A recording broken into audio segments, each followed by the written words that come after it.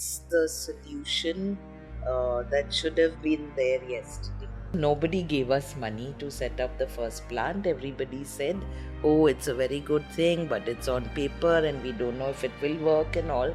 Finally, the naval establishment, I made a presentation to them. They said, okay. The reason why it was accepted was because we did a project under Dr. Kalam, who was that time Chief Scientific Advisor to Government of India. Science is not a spectator sport. You have to get into sustainable solutions and products. It's the way forward. There's no thing out of it. But you have to think it through. This thinking has to emerge. Everyone wants to preach to somebody. The funding has to emerge. The encouragement towards knowing how to evaluate a new idea and supporting it financially. Everybody says plastic, plastic, plastic. Today on the podcast, we're speaking with Charmaine. Charmaine is like, she brings so much calmness into me.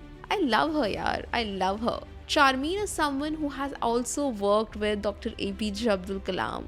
She is a serial entrepreneur, someone who is building solutions right from the start of her career. But this time, in climate action, she has built something that can actually revolutionize the entire waste industry. So let's dive into the conversation. And please, while you do that, do not forget to hit the subscribe button.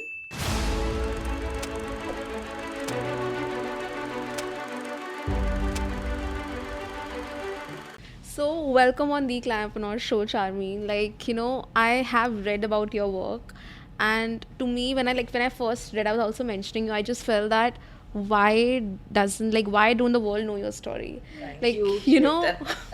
You have been doing this for 40 long years. Yes. And today also you're creating some wonderful solutions. So firstly, thank you for leading the way for many of us, and thank you for doing this for 40 years with the same integrity, same passion every day.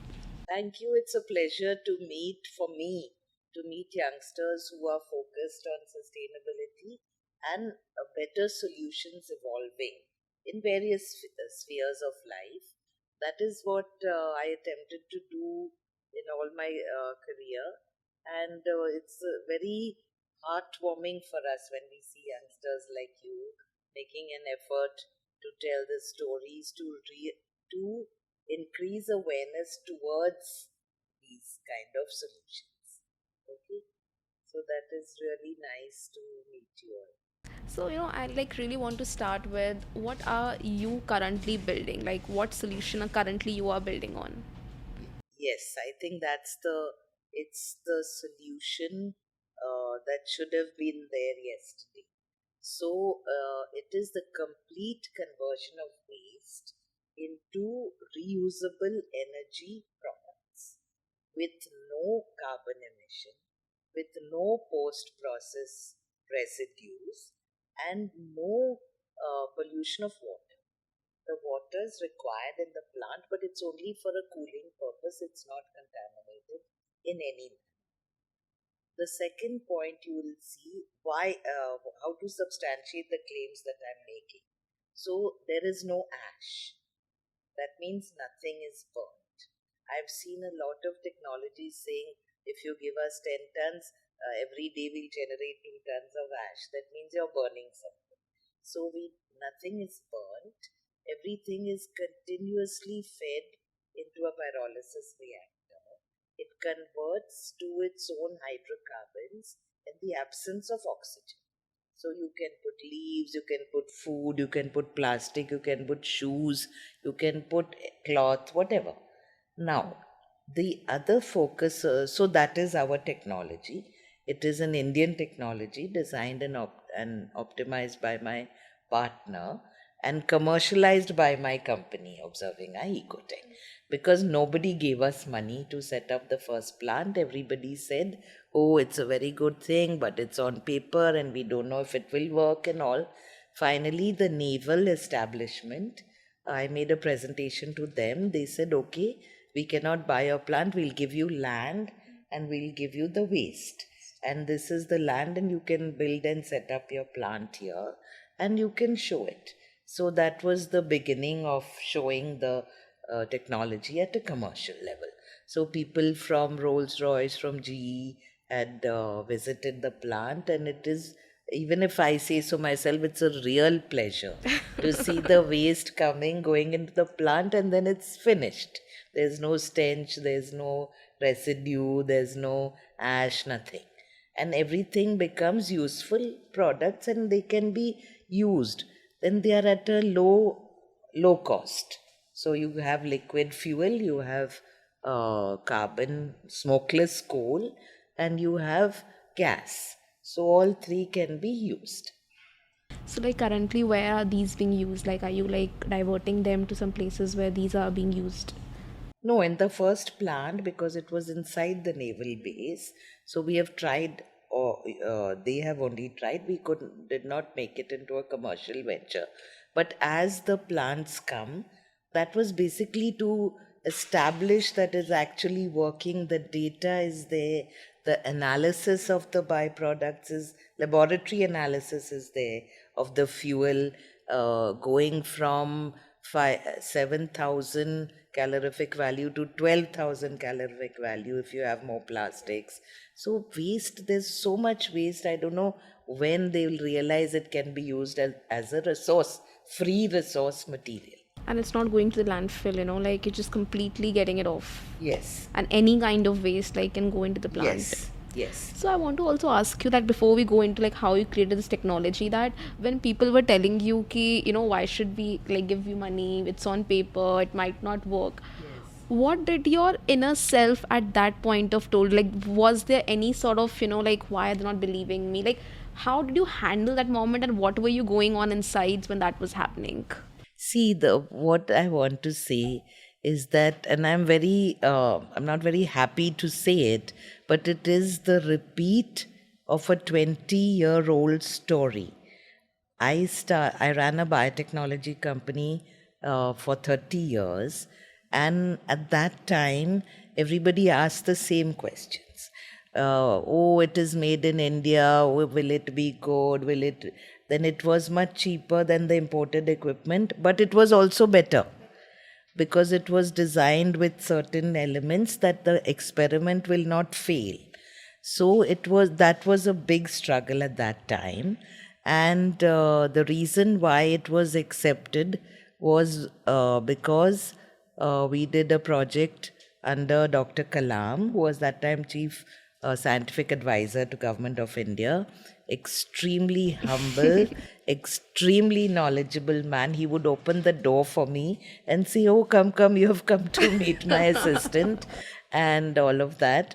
And before that, at that time, TIFAC, India, the Technology Forecasting Assessment Council of India, had organized an international event, which was, there used to be an organization called IATAFI, International Association of Technology Forecasting Bodies, okay, which I think it doesn't exist anymore. But that kind of organization is required especially to analyze, evaluate technologies like our solutions and see, because they are globally valid, Anyway, so at the IATAFI conference, I presented a paper saying we do not get funding to take any from the idea to the pilot scale, okay? Students like yourself who have done masters, your team, you have an idea that you can create something, but nobody will give you the money. So this is required, and it can be factored that they can return it, after 5 years when you commercialize your idea, whatever. So at one TIFAC conference, TIFAC announced funding of 5 lakhs for all the inventors who would come with a valuable idea. And I think 10 or 12 of us got funding. So my company at the time, Technosource, we developed 3 biotechnology research apparatus with that money. And some people did develop something and some people didn't develop. But on the whole, I think it was a success. And I think now those kind of things are not being continued by the science foundations in India. Although Department of Science and Technology did fund my research project for the effluent treatment of the carpet industry, but I think it should be done on a more large scale, in a large scale way, to promote the development of technologies. So after that, now 30 years down the line, I'm still crying on the same issues that it's a new technology, nobody's giving me money, everybody says startup, angel funding. We are not a startup. We have already shown successfully our thing at commercial level. That definitely is there. And also, like, I would like to steal a moment here for, you have worked with like Dr. APJ Abdul Kalam. Like, as I mentioned earlier, my only memory with him is like literally shaking hands for like 5 or 10 seconds. And like, I still remember that moment and I still live within it. I sometimes feel like I really wanted to have a conversation. Like, Yes. such a visionary he Visionary, was. humility, scientific mind with no parallel. So, the clear thinking, that is what you require when you're doing some pioneering work. And very aptly was the, Chief Scientific Advisor, Government of India, because he channeled a lot of the work towards that. And then subsequently, when he used our equipment and said it was good, then slowly nowadays you'll find it in every laboratory in India will be this Technosource apparatus. And some people still call me and say that, I did my thesis and on this and all. So it's very satisfying, number one.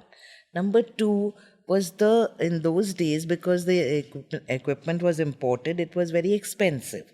So every student did not get to run, for example, electrophoresis. Every student should be able to have one apparatus, do the experiment with their own hands, see how it works. It's not that the professor will do it and everyone will, not a spectator sport. Science is not a spectator sport. You have to be involved, you have to actually do it and then know. So that should be encouraged. So that was our vision at that time, and I think to a large extent we did achieve that. Now it's the same story with the waste conversion, because people will say, oh, is it Indian, is it German, is it this, is it that, and you say, no, we are the only Indian technology in this field. So that struggle, somehow, see, it has not changed. And I think of youngsters like you all, you were facing the same struggles that we have faced, like, more than 50, 40 years ago. And that is not a good sign, in my opinion. And what role do you think that, like we are talking about researches, we are talking about funding those researches by students. So, what role do you think that today, as universities, at scientific labs, play for these students? Because I like know a lot of like juniors, a lot of these people, a lot of my cousins, even like I had someone who said that okay, I have interest in biotech, I want to develop something very revolutionary out of it. But the first thing people told him was that biotech में जाके क्या करोगे? 4 साल में you'll do biotech.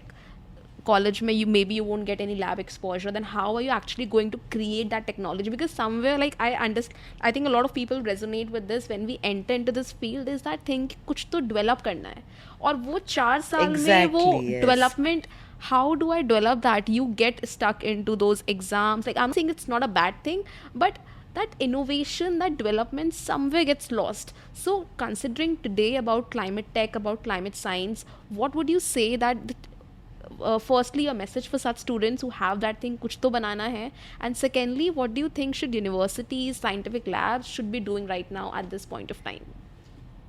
Yes, I mentor the students from the Innovation Center at IIT BHU, and I'll give you one example very briefly if you have the time. That I was evaluating the newly developed products. Okay, so various IITs were there. So let me not name who did what, but some had brought up one had brought up that we will propagate the growing of mushrooms. Okay, this is some years ago. So it's a good food and this and that. Okay, so you're going to grow mushrooms. How you're going to sell it? Then in Banaras, or in North India for that example, traditional vegetarian food does not include mushroom. Okay, So when you have excess product, how will you preserve it? What will you do with it? Will you dry it, make into powder for soup, whatever it is? They hadn't thought of anything. So we'll grow mushrooms and we'll sell it, and this is the thing. Another set of students had developed a bracelet that will give an indication for autistic children. So it would tell you that that child is getting agitated. So you could then, because autism may children get agitated from their surroundings, from their temperature, or some new person has entered the room. So you could make out that that child is going to be agitated, and you could see what is the reason, or move him out, that child out of the room. So that was the comparison. So so in when youth also, they have to think it through, so one set had done it and one set had not done it at all, so which was very disappointing to me. So you have to think, this is a mushroom is not a product that vegetarian people eat every day. So will you export it? Will you preserve it? Will you make powder? Whatever it is, the economic downturn of that whole system. So that is my message to the youth. It's you have to get into sustainable solutions and products. It's the way forward. There's no thing out of it, but you have to think it through. Like somebody had designed some edible spoons, for example. Now nobody's going to finish their meal and then eat the spoon, no, which is tasteless. So that's what I mean by thinking through. So then somebody made a comment to the Chinese people that you don't talk to us about saving the environment. You all use so much wood for your chopsticks. So they said that is made from bamboo. We are not cutting trees. And you are using toilet paper, which is much more than what we are using in chopsticks. So this thinking has to emerge. Everyone wants to preach to somebody, you're using chopsticks. His chopsticks is not environmentally damaging as much as European use of toilet paper. You're cutting the trees, you're making paper, and you're throwing it. So this is my point. I don't know how that will emerge, but I think it will. So this thinking has to emerge. And secondly, the funding has to emerge. The encouragement towards knowing how to evaluate a new idea and supporting it financially. Those instruments have to emerge. That okay, that you say that this is the thing, I will demonstrate this prototype, and then you should be getting some funding for that. When you can show the capability of making it, and then the commercialization funding is required when you've designed something. So then you have to manufacture it. So in phases they can fund. But nowadays nobody wants to fund easily to science and technology. That's And what now I we think. say that funds are available. Like we hear this every time that funds hai and people are wanting to impact into the space. But what I'm hearing from you is like very surprising that people don't really want to fund such solutions and such things. See, if you have seen over the last 5 years, what are the startups that have really become successful? It is nothing that has been invented or that is impacting the climate change issues. ESG, achieving the goals is, in my opinion, just on paper. What has grown? Food delivery.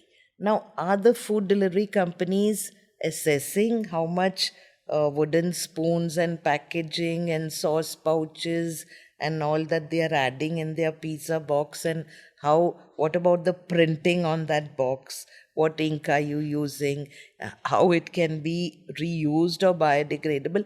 Or they can fund the setting up of waste conversion plants like ours and take the waste back, and at least improve the impact on that.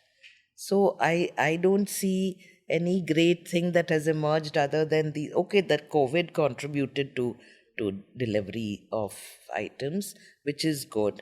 But the point is that there is studying the impact and saying those solutions have to be put. And with your solution, like how did you actually decide, okay, this is what we want to build, and like what were your starting steps, or what were the thought process behind what you have built right now? The waste conversion was my partner Ravi had already worked on it, and when I met him, he had already done it, and but there was no working plant, there was no commercial thing, but he had a small demo unit, and on that we did the demo for the. Then I thought it's a very interesting field to get into, because that is the biggest impact on the world, the pollution.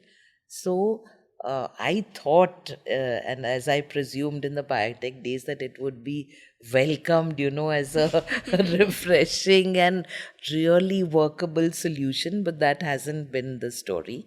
So that is how we got into it. We saw the demo, we saw everything, like headphones. Somebody said, put headphone, put the water bottle, put the grass, put the leaves, put the food. Everything went into it and everything got converted. And in real time, you could see the gas coming out and this and that. And the demo was also attended by the Navy people to whom I had made the pitch. So they also saw it actually working. Then they said, okay, you put the plant. But again, nobody gave us funding. Despite my being listed in the inventors list of India since 2009, neither SIDBI, NABARD, bank, nobody gave money. Everyone said, oh, it's new. Where is it working? Will it work? Will it not work? So finally, we borrowed from our own family and known people and set up that plant. Then, having seen it work, then now there is definitely interest in it, and so we are looking at that next phase now. Like when you're facing so many challenges, like earlier also you were facing, why did you kept on the same thing that you were doing? Like people often feel कि इतने सारी problems आ रही हैं, like it was very easy for you to just stop and just give Yes. up, but what made you stick to what you were doing? So I will share a very brief story that I grew up. My father was an engineer and was very brilliant, and his standard for us was exceptionally high. That you come first or nothing. So if you miss that, he used to say two sentences: "Why are you doing it? Because you can." Simply, that's it. Because you can, and if you say, no, I came fifth or something, then I just missed. He used to say, a miss is as good as a mile. If you've missed by 1 minute, but you've missed, you may well have been last. So the because you can stuck with me, and that I think was the inspiration always. You do it because you can. So you try, and you at some point you succeed, and then you go to something else. And so that is the thing I want to also share with all of you nice, brilliant youngsters working in emerging fields. You have to do it because you can. What dream do you have right now? My dream is to see somebody utilize this waste system, for example, in the rural areas where there is no collection of waste. Okay, in the cities, there's a collection of waste, it is a cost to the municipal corporation. In rural areas, it's not there. So, my real dream would be that somebody set up such a plant there. Let the people from rural areas bring their waste to the plant. Suppose somebody has brought 25 kilos of whatever, paper, plastic, food, whatever it may be. In return for that, you can give him this much fuel, because your waste is converting according to its component to oil and gas and smokeless coal.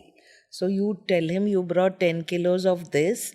So 1/3 of that you take. You want gas, or you want koila, or you want liquid fuel. So you can take it and use it. Now the diesel is selling at 100 rupees. the cost of conversion in our plant comes to, let us say, 15 to 20 rupees. Your raw material is free waste. So if you spend 20 rupees to make it, you sell it at 25 rupees. You're not a commercial thing, you're a government organization. You're supporting the rural area. You're saving that 100 rupees diesel for somebody who's living in the city who doesn't have the choice. So that system should emerge. Do you That is think my that, dream. for example, like if people are using, say, diesel and like coal, do you think that like burning that would again add to the problem, or like the impact is reduced? See, there is no solution. No, you have to use some fuel. Now, if you're using fuel derived from waste, it will not have, I think, that much polluting thing. And you have already saved the waste. No, you have removed the waste without carbon emission, without other pollutants, without a system that is in any way polluting. So somebody who is using diesel can use this, but they have to, they need it. No, the welders, there are such people in the villages who provide services. They can use a fuel at 30 rupees rather than 100 rupees. You have taken care of your waste. You have taken care of your atmosphere. You have zero CO2 emissions, and you are making these products available to them. So you are creating a supportive, sustainable system. And empowering a section of society, empowering their Yes, livelihood basically. yes. So I feel that that is my dream, that such a system evolves and somebody will do it, slowly. See, as you improve technology, the capital cost of the plant will come down, and with maybe assistance from investor, government, whatever. So those and these solutions are required everywhere. I'm in talks with people from Mauritius. One island has become e-waste island, full of e-waste. Then in Canada, somebody was talking to me about the wood pulp waste. People, there are certain parts of the wood that you cannot use, so you process it in this, you will get carbon black.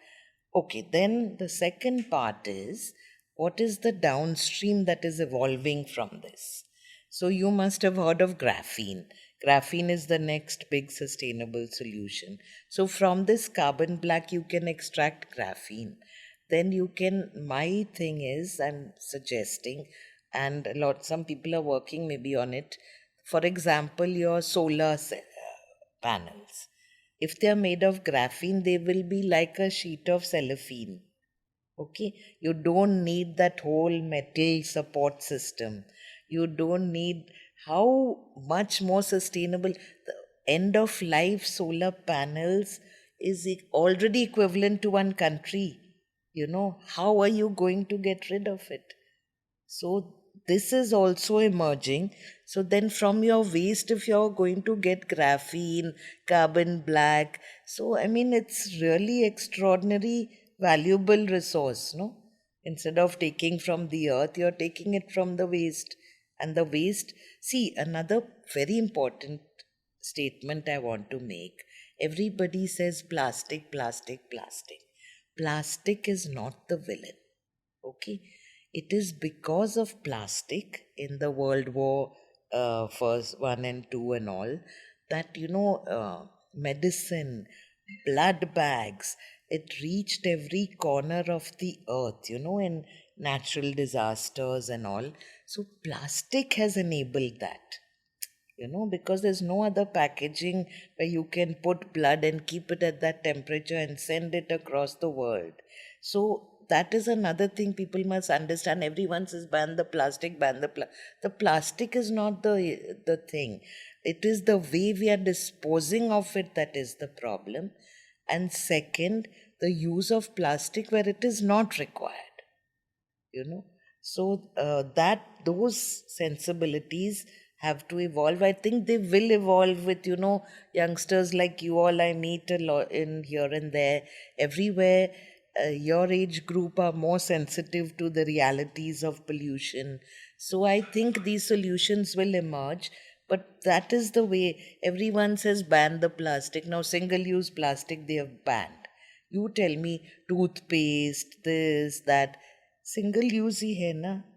Babies diapers, all the uh, menstrual pads, it will be used once, you know so where you buy one headphone, it will be in a plastic thing. You buy a charger, it will be. So there you remove the plastic, na. Don't say just ban the single use plastic. Every a lot of plastics are being used only once. So, what is the microgram is not the issue. The issue is where the usage can be curtailed, where it should not be curtailed, medication, packaging, this, that. So, these sensibilities and products have to emerge. And I think they will in time. They're a bit late already, but hopefully that will be the future solution.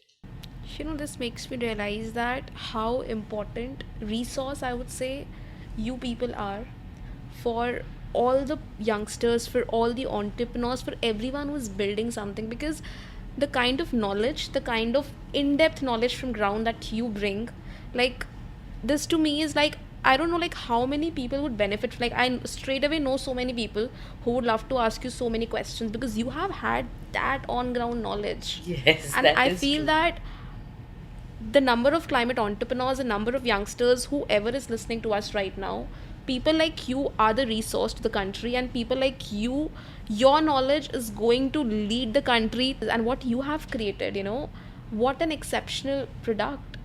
Do you feel that your product can replace a landfill in the coming years? Certainly, certainly. Now, in the landfill, what happens? It was the same story like the open defecation. So, when you just put waste there, all the chemicals, the printing, everything is leaching into the ground. And that once the groundwater is polluted, it's an irreversible damage. So, whether it is better to take that waste to process it, use it because you're getting coal and gas and fuel, use that, and your landfill is clean. Then the cost of the land is also a big point. For example, in Bombay, we're in talks to set up a project there. So they were evaluating the cost of the land, and they were evaluating the cost of transporting waste. So, if you have a smaller space where you can set up such a plant and save the petrol of taking it every day to 40, 50 kilometers, then that is also a saving factor. And because there's no pollution, you can set up the plant. So these kind of things will, as we go, it comes. And I'm very glad you brought up this point because I see everywhere the youngsters are definitely more sensitive to trying to develop solutions. The commercial part is a challenge for them. And I think now with the green funding and all, those will also emerge.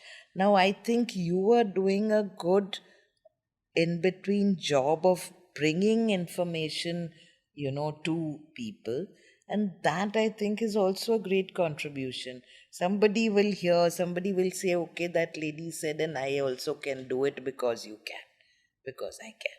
So, though hopefully, I think every these kind of inputs are valuable, and I would like to see the impact of it. And I think now you all have all these tools which we never had, no? The podcast and the social media, and you can share your things widely, your efforts, what you're doing, talking to people like us who have come the hard, long way. And I think it's a very valuable input, Shweta, because that also has its place. It's not in any textbook, it's not in anything. People can think maybe you make a resource library that people whom you talk to will give you something that you can keep, and youngsters can refer to it or ask you or come, so that chain will endure. Definitely, and also I want to know from you that, you mentioned this somewhere that the waste industry by 2025 would be somewhere around 15 billion US dollars. Yes. So, how do you think this is an opportunity for every person, say, listening to us right now? See, it's a huge opportunity for investors, okay? Because they are getting the resource material normally at not a great value. Now people are telling me don't say zero cost to the waste, because you may have to pay something, but that is also okay. And when you have that much waste from which you're going to generate fuels, you're going to generate gas, you're going to generate smokeless coal from which you can extract the carbon black, from which you can make graphene.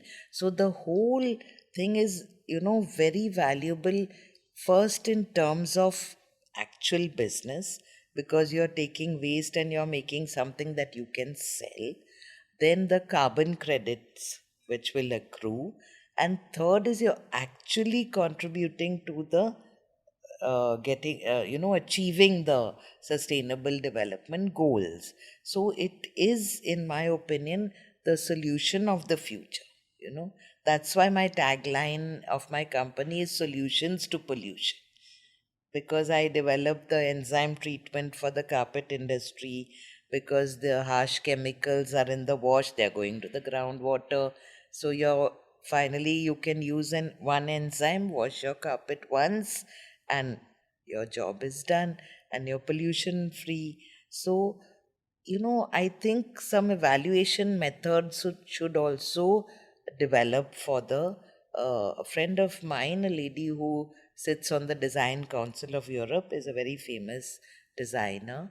She told me that over there, when they sit on the Design Council, they give points to this. If you have a green process, are you using natural dye? Are you using. So that evaluation process is not evolving, I think, in India, which it possibly will, but it should.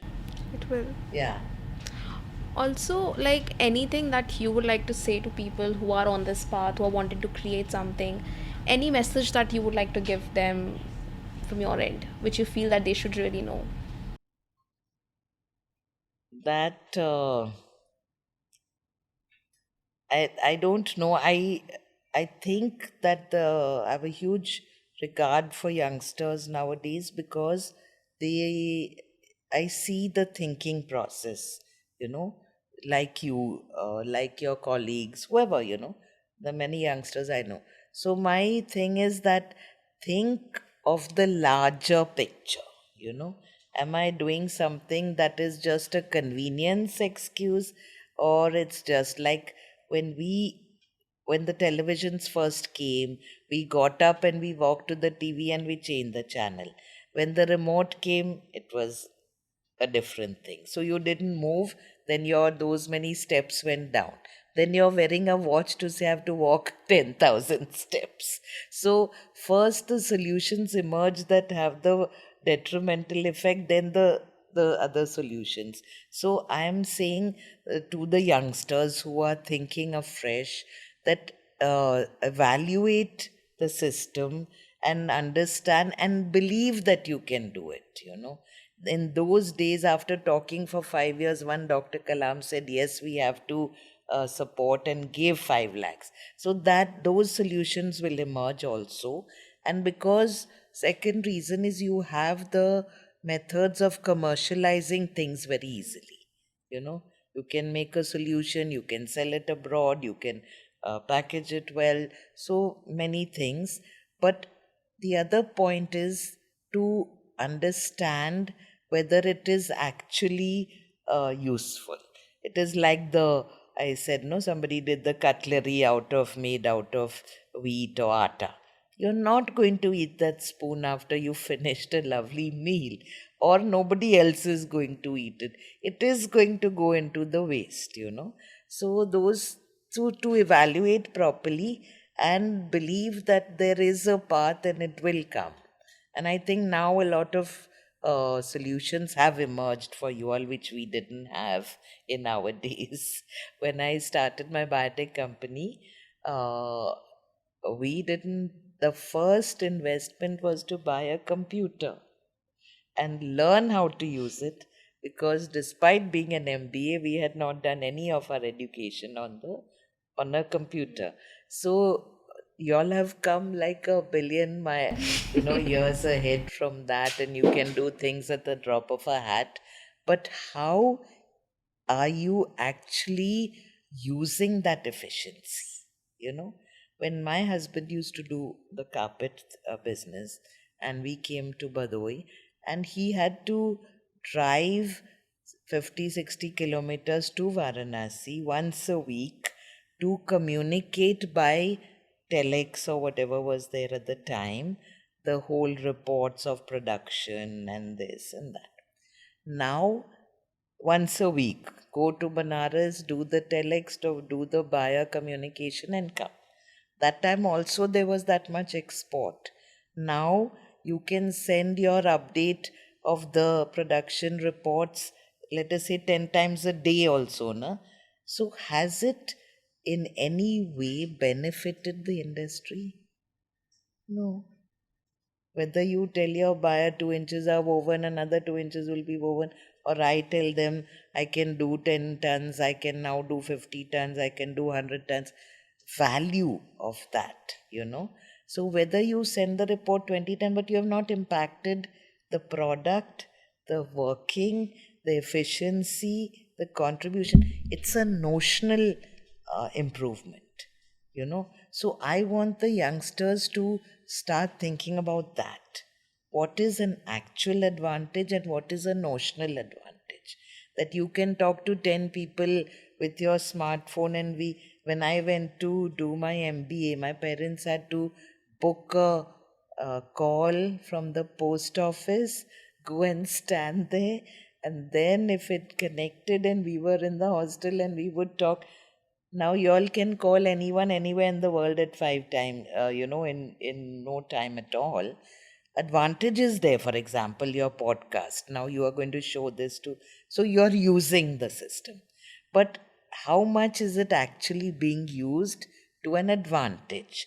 This is what I want youngsters to understand. My ban the plastic example. What is ban single-use plastic? It doesn't mean anything, in my opinion, because your everything is wrapped in plastic. You eat a toffee, you're removing that. It is single use. Micron is not the sole criteria, no. So anyway, so that is my message to the youngsters, to just think a little more clearly. What is the benefit and the value, and utilize the value of your improved systems. We did so much when we didn't have any systems, and therefore I also believe that because the systems are there, the solutions will emerge and become widely used. So that both the advantage is also there. I'm still absorbing in like everything you said. Like, I don't know, like whatever you just said, it just feels so surreal to me right now. And as I mentioned that I don't think that we can walk this journey alone. At least I cannot walk this journey alone without people like you, without that experience, without that knowledge. No, certainly. Thank you so And much, Shweta. thank you for But bringing we it. will be there. We are always there. I love to interact with youngsters, as the people who have worked or people who are in my family or whoever will vouch for. And I believe me, for people of my age, and it is so encouraging. You see youngsters like yourself who have thought of a new path, who have doing something. See, this is exactly bearing out my point, na? You are using the improved systems to reach your impact to other people who will think about it, who will try to put their solutions or tell their stories. So I think it's an amazing input, and very, very nice. Very great pleasure to be here. Thank you so much for being here. Like, genuinely, thank you so much. And thank you for To doing me everything also, you are doing. genuinely thank you. It's very, very, euphoric to meet youngsters who are pursuing sustainability, new paths, trying to find ways to find the solutions. I think that is the big encouragement of the human race, no? That always with the bad things, the good things also come about. So, my best wishes to you all for the best of luck with your endeavor. And I'm there. Whoever wants to connect You and have talk, to be I'm very there. You happy. have no Yes. option. I'm very happy to interact and be available for whatever way I can be of assistance. Okay. Thank you so much. Thank Thank you for you. having me, Shweta. It has been a great pleasure. Thank you so Thank you. much.